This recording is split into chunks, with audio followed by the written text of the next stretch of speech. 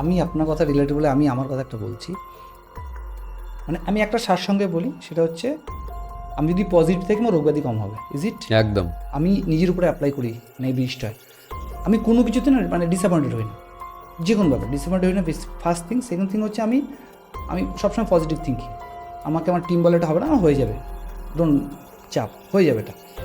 আর third thing হচ্ছে আমি অসুস্থ, আমার শরীর খারাপ হলে মনে হয় না আমি শরীর খারাপ হয়েছে। তো এইটাই কি কারণ স্যার? পজিটিভ থাকলে, আপনি যেটা বললেন পজিটিভ থাকলে রোগব্যাধি কম হবে, ভালো থাকা যাবে, এইটাই কি বিষয়? আপনি যেটা করছেন এটাই হচ্ছে অ্যাবসলিউট ওয়ে অফ থিঙ্কিং।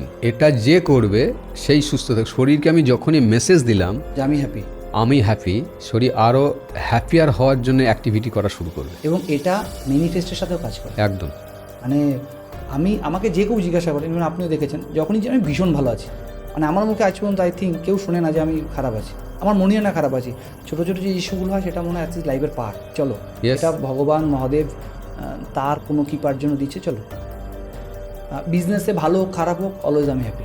তো এইটা হচ্ছে ভালো থাকা সব থেকে বড় ইম্পর্টেন্ট, যেটার সাথে আমি ডিসকাস করছি, সুস্থ থাকার মোস্ট পার্ট। একদম মূল মন্ত্র হচ্ছে আপনার হ্যাপিনেস। ভালো থাকা।